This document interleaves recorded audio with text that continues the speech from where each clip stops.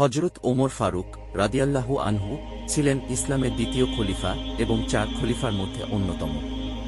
তিনি ইসলামের ইতিহাসে অত্যন্ত প্রভাবশালী ও ন্যায়পরায়ণ শাসক হিসেবে পরিচিত। জন্ম ও পরিবার। পূর্ণ নাম ওমর ইবনে আল খাত্তাব। জন্ম 581 খ্রিস্টাব্দে মক্কায়। গোত্র কুরাইশ। পিতা আল খাত্তাব ইবনে নুফায়েল। মাতা হান্তামা বিনতে হিশাম। ইসলাম গ্রহণ।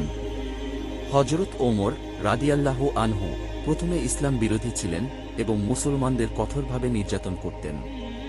তবে তিনি নবী মুহাম্মদ সাল্লাল্লাহু আলাইহি ওয়াসাল্লাম এর ইসলামের সত্য বার্তা উপলব্ধি করেন এবং 617 খ্রিস্টাব্দে ইসলাম গ্রহণ করেন। তার ইসলাম গ্রহণের ফলে মুসলিম সম্প্রদায়ের শক্তি ও সাহস বৃদ্ধি পায়। খিলাফত ও শাসন। তিনি 634 খ্রিস্টাব্দে প্রথম খলিফা হযরত আবু বকর সিদ্দিক রাদিয়াল্লাহু আনহু এর ইন্তেকালের পর দ্বিতীয় খলিফা হিসেবে দায়িত্ব নেন।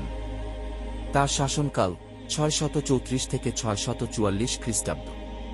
তার শাসনামলে ইসলামের প্রসার ঘটে এবং সিরিয়া, মিসর, পারস্য, ইরাক ও জেরুজালেম মুসলিম সাম্রাজ্যের অন্তর্ভুক্ত হয়। ন্যায় বিচার ও প্রশাসন।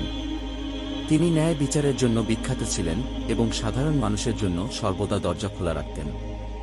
ইসলামের প্রথম ব্যুরোক্রেটিক প্রশাসনের কাঠামো তিনি প্রতিষ্ঠা করেন। তিনি হিজরি সনের প্রচলন করেন। শাহাদাত। হযরত ওমর রাদিয়াল্লাহু আনহু 644 খ্রিস্টাব্দে ফজরের নামাজের সময় এক পারসীয় দাস আবু লুলু ফিরোজের হাতে আঘাতপ্রাপ্ত হন। কয়েকদিন পর তিনি ইন্তেকাল করেন এবং মদিনায় রাসূলুল্লাহ সাল্লাল্লাহু আলাইহি ওয়াসাল্লাম ও হযরত আবু বকর রাদিয়াল্লাহু আনহু এর পাশে দাফন করা হয়। উল্লেখযোগ্য বৈশিষ্ট্য উপাধি: আল ফারুক, সত্যমিথ্যার পার্থক্যকারী।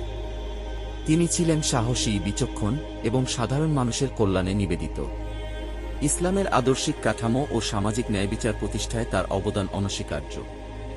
হযরত ওমর ফারুক রাদিয়াল্লাহু আনহু এর জীবন ও কর্ম মুসলিম বিশ্বের জন্য চিরন্তন অনুপ্রেরণার উৎস।